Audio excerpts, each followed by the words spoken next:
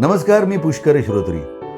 हे वर्ष आपण रवींद्र पिंगे यांचं जन्मशताब्दी वर्ष साजरं करतो आहोत आणि त्यांच्या एखाद्या लेखाचं अभिवाचन आनंद पर्व या मालिकेत तुम्ही कराल का असं विचारणं झाल्यानंतर मी त्वरित तात्काळ ताबडतोब होकार दिला. याचं मुख्य कारण पिंगे आणि आम्ही पार्लेकर, पण त्याही पलीकडचं महत्त्वाचं कारण म्हणजे त्यांचा माझा परिचय नव्हता, स्नेहबंध तसे जवळचे नव्हते, पण माझ्या वडिलांचे होते. माझे वडील टाइम्स ऑफ इंडियात काम करत असल्यामुळे रवींद्र पिंगे आणि माझे वडील यांचा परिचय होता, स्नेहबंध होता.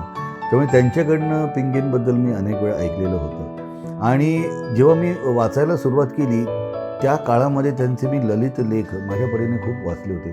त्यांची प्रवास वर्णनं, व्यक्तिचित्रणं आणि मला त्यांची भाषाशैली आवडायची आणि एखादी गोष्ट व्यक्त होत असताना एक विशिष्ट असे त्यांचे शब्द होते जे मला उच्चारायला खूप आवडायचे. आजही त्यांच्या लेखामध्ये काही असे शब्द आपल्याला सापडतात जे मराठीतले शब्द आपण सहसा वापरत नाही, पण ते वापरल्यामुळे फार गंमत येते. याचा परिचय आणि याची अनुभूती आपल्याला या लेखात नव्हते. मी आज त्यांच्या तुषार आणि तारे या पुस्तकातला किशोरी आमोणकरांच्या वरचा एक लेख वाचतोय. लेख किंचित मोठा वाटेल तुम्हाला, पण फार रंजक आहे, कारण त्याचं नाव आहे किशोरी आमोणकरांचा गूढरम्य प्रवास. जयपूर गायकीचं अत्तर सौभाग्यवती किशोरी आमोणकरांपाशी आहे हे ऐकल्यापासून मी त्यांचा मनाने पाठलाग चालू ठेवला. कुठे भेटतील किशोरी? कधी कानावर पडेल त्यांच्या सिद्धिप्राप्त सुरांचा झळाळ? आईच्या मागे तंबोऱ्यावर किशोरी असतात आणि संपूर्ण मालकंसाचं महावस्त्र आईंनी विणण्यासाठी हातात घेतलेलं असतं, तेव्हा किशोरी त्यावर अधूनमधून जरीचे ठिपके टाकण्याचं नजरेचं काम करीत असतात. या सगळ्या गोष्टी कानावर पडत होत्या. किशोरींच्या स्वरांचं बोट धरून आनंदाच्या सरोवराकडे निघावं असं लाखदा वाटलं, मात्र मुद्दाम खटाटोप करून मला यातलं काहीही करायचं नव्हतं. व्यूह रचायचा नव्हता, फक्त योग जुळून येण्याची वाट पाहत होतो. सुमारे 18 वर्षांपूर्वी एकदा सायंकाळी मी त्यांना आमच्या आकाशवाणीच्या स्टुडिओत पाहिलेलं होतं. ही पहिली दृष्ट भेट. त्यावेळी त्या बऱ्याच अल्लड दिसल्या. 40च्या टप्प्यावर त्या उभ्या होत्या. मुख्य म्हणजे त्यांच्या चेहऱ्यावर तेव्हा खुशी फुललेली होती. त्यावेळेचं त्यांचं ध्वनिमुद्रण ऐकल्याचं न आठवता बरोबर आलेल्या मैत्रिणीला उद्देशून स्टुडिओत त्यांनी उच्चारलेलं अवघं एक वाक्य परत परत भेटत राहतं. अगं, आपल्याला दुनिया ओळखते गं, आपल्याला कोण अडवणार? त्यावेळी किशोरीबाईंचा आणि माझा ओझरता सुद्धा परिचय नव्हता, पण त्यांच्या स्वराआड दडलेला आत्मविश्वासनी सबकुछ जिंकलेपणा मला स्पर्श करून गेला होता. मी आकाशवाणीवर अंमलदार होतो. असली तोऱ्याची भाषा तिथे अधिकाऱ्यांसमोर कलावंत कधीच काढीत नसत. सारे शेवाळ्यासारखे नरम असत. ही एकच तरुणी मी पाहिली जी बेगुमान आत्मविश्वासाने स्टुडिओत वावरताना दिसली. शपथेवर सांगतो, माझ्याकडे बघून किशोरी त्यावेळी वाळ्याच्या वासासारखं हलकंसं हसली सुद्धा. नंतरची माझी सायंकाळ अर्थातच भारी सुखात गेली. तरीही तो आद्य प्रश्न छळत होताच, किशोरींच्या स्वरांचं चांदणं दृष्टीस कधी पडणार? आमची ओळख कधी होणार? त्यानंतर कधीतरी यशवंत देवांकडे मी किशोरींचा विषय काढला. किशोरींच्या अभिजात स्वरविलासाचं शक्तिस्थान नेमकं कुठे आहे ते मला जिव्हाळ्याने जाणून घ्यायचं होतं. गाण्यातलं मला ओ म्हणता ठो कळत नाही, मात्र त्यामुळे माझं कधीही अडत नाही. बघा ना, प्रकाशाचं पृथक्करण मला कुठे करता येतं? तरीही नंदादीपाच्या शांत प्रकाशाने माझ्या मनाचे सांदी कोपरे उजळून निघतातच ना. मला जलशास्त्र कुठे अवगत आहे, तरीसुद्धा तलाव दिसल्यावर मला भरून येतच. तोच न्याय संगीताला. मला त्याचे व्याकरण कळो नि कळो, त्यातली श्रुतींची गुंतागुंत, सुंदर सच्चा सूर मला थेट मिथिला नगरीलाच घेऊन जातो. असं जरी निसर्गताच होत असलं तरी प्रत्येक कलेचं एक पताकास्थान म्हणून असतंच. किशोरींच्या कलाविष्काराचे प्राण कुठेतरी असणारच आणि ते स्थान मला कळलेलं बरं म्हणून देवाचं दार ठोठावलं. तर देव म्हणाले, अहो, किशोरीचं गाणं म्हणजे अखंड वाहणारी नदी आहे. तिच्यापाशी अपरंपार जलसंपत्ती आहे. त्यातलं आपण काय नाही किती उचलणार? आपली तहान घोटभर पाण्याची, फार फार तर तांब्याभर पाणी पिऊ. ते किशोरीकडे लागेल तेवढं मिळेल नि शिवाय नदी रानावनातून वाहतच राहील. प्रश्न किशोरीकडे केवढं अफाट पाणी आहे हा नाही, आपली तहान किती आहे हा मूळ प्रश्न आहे. किशोरी काय, मोगूबाई काय, ईश्वरी कृपेचा खेळ आहे. मी थक्क. मग एकदा जिच्या घरात किशोरीचे सूर घुमत असतात त्या गाण्याचं व्याकरण उत्तम जाणणाऱ्या मुक्ता भिडेला विचारलं तर ती संक्षिप्तात म्हणाली किशोरीच्या सुराला एक प्रकारचं तेज आहे. गोडवा अनेकांकडे असतो, तेज क्वचित कुठे दिसतं. एकतर तिला देवाकडूनच मिळालेली देणगी आहे आणि डोळस तप करून तिनं सुरांचं ते तेज लखलखीत ठेवलेलं आहे.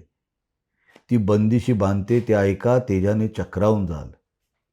एकदा किशोरीचे गुरुबंधू वामनराव देशपांड्यांकडे विषय काढला तर ते म्हणाले, किशोरी तो सोन्याचा तुकडा आहे. जाणकार कलावंतांची ही वाक्य ऐकून मला विलक्षण आनंद झाला. जेवताना 2 घास जास्त जातीलसं वाटलं. वास्तविक पाहता किशोरी माझ्या कोण? ना प्रेमातल्या, ना पाशातल्या, ना दशातल्या, ना गावातल्या. मग तिला तिराहितांनी उच्चपदी विराजमान केलं तर मला दिलासा का वाटावा, भरून का यावं? उत्तर, अज्ञात प्रदेशातले ऋणानुबंध. दरम्यानच्या काळात मी किशोरींच्या सुरांचा भक्त बनत गेलो. प्राजक्ताची फुलं गोळा करावीत तसं तिचं हाताला येईल ते ध्वनिमुद्रण उचलीत गेलो. पदरमोड केली, उन्हातानातून रपेटी केल्या, काय वेळ पाहिला नाही. किशोरींचे जितके सूर घरात आणता येतील तितके आणून ठेवले. यमन, हंसध्वनी, यमनी बिलावल, जौनपुरी, बागेश्री, भूप, पटबिहार, कोयलिया ना बोल, म्हारो प्रणाम भजनावली, रंगी रंगला श्रीरंग, जाईन विचारित रान फुला, दूरदर्शनवरची प्रात्यक्षिकांसह सादर केलेली मुलाखत, छोटी छोटी भजनं. माझी तहान एवढ्या जिवंत झऱ्यावर सहज भागू शकते. माझ्यापाशी शुद्ध कल्याणांचा त्यांचा एक तुकडा आहे. ते सोनं नव्हे तर प्लॅटिनम आहे. किमान 1000 वेळा तरी मी ते सूर परत परत ऐकले असतील. किशोरींचं माझ्यापाशी सलग 4 तासांचं अजोड ध्वनिमुद्रण आहे आणि ते मी धन म्हणून जपलेलं आहे. त्यातल्या काही वेचक ध्वनिमुद्रणाला पंख फुटले आणि ते सातासमुद्रापलीकडे गेलं.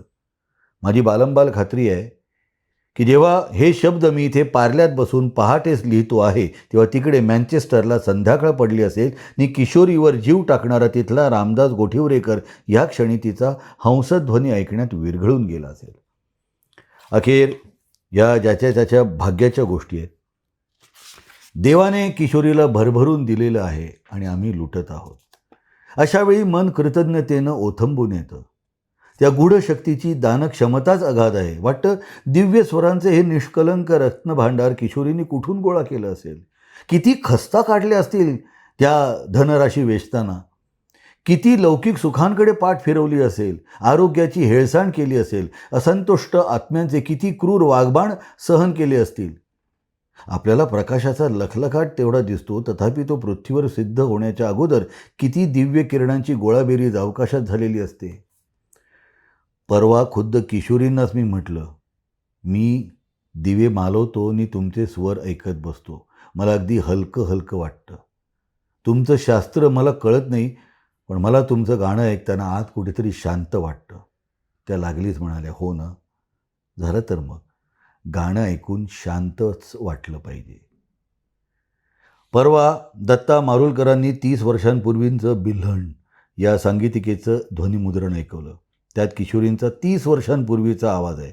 अस्सल नि पिळदार, स्वधर्म लाभलेला, आपली ओळख क्षणार्धात पटवून देणारा. या 25-30 वर्षात किशोरीने किती प्रचंड गाऊन घेतलं. दोन्ही हातांनी तिने आनंद तिन्ही लोकी वाटून टाकला. योगायोग असा की एकामागून एक माणसं भेटत गेली आणि मी न मागताच ती किशोरींबद्दल मजेशीर माहिती पुरवत गेली. परवा डॉक्टर स गम मालशे म्हणाले, अरे किशोरी माझी राममोहनमधली विद्यार्थिनी. आम्ही शाळेच्या गॅदरिंगला संगीत नाटक बसवलं. नाव वैदेही, लेखक प्रिन्सिपल चंदावरकर. त्यात किशोरी झाली शबरी, निमी नारद. आता बोला. एकदा ज्ञानेश्वर नाडकर्णी म्हणाला, अरे आता लोक किशोरी किशोरी करतात, पण पूर्वी ही बॉम्बे बुक डेपोत पुस्तकांसाठी यायची, भेटायची, म्हणायची तुम्ही लिहिणारे आणि आम्ही गाणारे, अगदी जवळ आलो पाहिजे, आपलं विचारांचं अधिक आदान प्रदान झालं पाहिजे. एकदा प्रभाकर वायंगणकर म्हणाला, संघाचे गोळवलकर गुरुजी फार आजारी होते. त्यांना अभिजात भारतीय संगीत ऐकायची फार इच्छा झाली. लागलीच किशोरीकडे माणूस गेला. ती होती तशी तात्काळ निघाली, आली आणि गुरुजींचं समाधान होईल असं शांत गायली.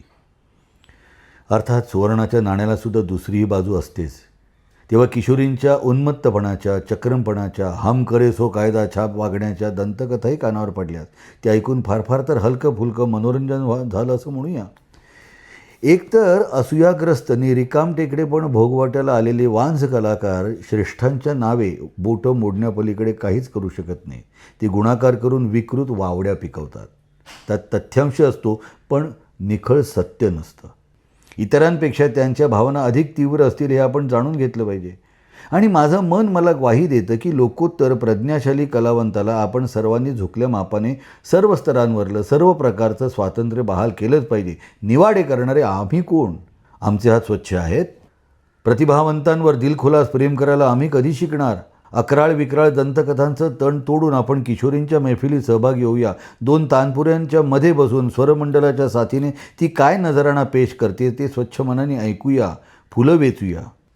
छापील शब्दांच्या माध्यमातूनही किशोरींच्या आणि माझ्या गाठीभेटी भरपूर झाल्या. तरीही वाटे बरंच काहीतरी शिल्लक उरले जे आपण स्वतः धडक मारूनच जाणून घेतलं पाहिजे. आज जाऊ, उद्या भेटू करता करता रम्य योगायोगांची चक्र फिरली आणि दूरध्वनीवरून पूर्वसूचना देऊन मी एका सुप्रभाती किशोरीताईंचं वरळी नाक्यावरलं दार ठोठावलं. अद्भुत दंतकथांचा मनावर मारा केल्यामुळे जाताना जीव थोडा अवघडला होता.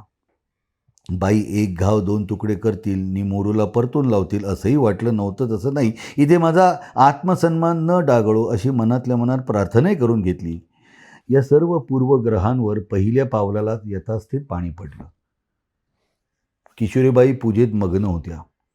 फुलांचा परिमळ दरवळला होता. उदबत्त्यांची सुगंधी वर्तुळं खोलीत लहरत होती. मी पूजेची खोली पाहून घेतली. देव मांडलेले होते. हीच बाईंच्या रियाजाची जागा हे उघडच होतं. पूजापाठ आवरून बाई हसतच परिचयासाठी म्हणून बैठकीच्या खोलीत आल्या. अपेक्षेबाहेर घरोब्याने वागल्या. त्यामुळे या वाघ सिंह बिलकुल भासल्या नाहीत. तुमच्या आमच्या सकलांच्या घरी सुखानं नांदत असतात तशात सरळ साध्या संसारी गृहिणी वाटल्या. पहिला प्रत्यय स्वच्छतेचा आला. धुपकं पातळ ओले लांबसडक केस, लहानखोर यष्टी, स्वरात आर्जव अगत्य सफाईदार इंग्रजी संभाषण, लख्ख स्मरणाची पावलोपावली साक्ष. सलामीच्या दृष्टिक्षेपात लक्षात आलेलं रूपवैशिष्ट्य म्हणजे अक्कलकोट स्वामींसारखे लांबच लांब निमुळते हात, दुर्लक्षित देह आणि मोगूबाईंच्या चेहऱ्यावरच्या कायम चांदण्याचा थोडासा शिडकावा बाईंच्याही चर्येवरती परावर्तित झालेला. सर्वसामान्य गृहिणींपाशी नसलेली लक्षणंही मी टिपली. बाई विलक्षण बुद्धिमान आहेत हे तर पहिले छूट जाणवलंच, पण दुर्मिळातली दुर्मिळ अशी तल्लीनताही त्यांच्यापाशी ओतप्रोत असलेली दिसली. नि 2 घटका एकाच विषयाला घट्ट चिकटून राहण्याची अजब क्षमता. गाणं एक एक गाणं.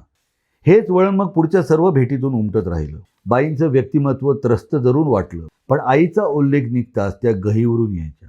आवेगात म्हणाल्या, माझ्या आईला बरं नाही, रक्तदाबाचा त्रास होतोय, तिला बरं वाटू दे, तिच्या विना जगात मी राहूच शकणार नाही.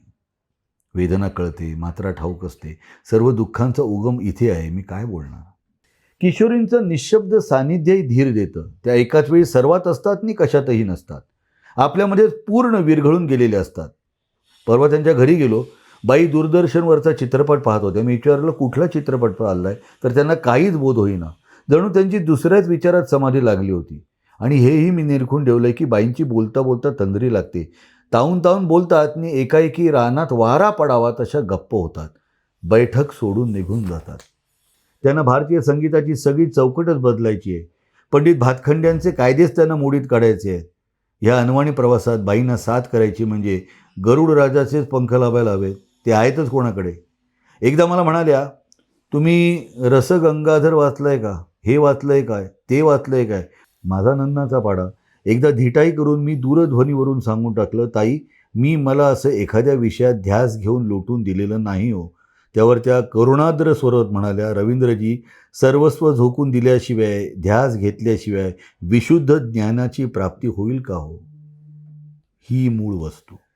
संगीताच्या उगमापाशी भिडायचं, स्वरांचं निखळ स्वरूप समजून घ्यायचं आणि हाती लागेल त्या परमसत्याची फेरमांडणी निर्भयपणे करायची.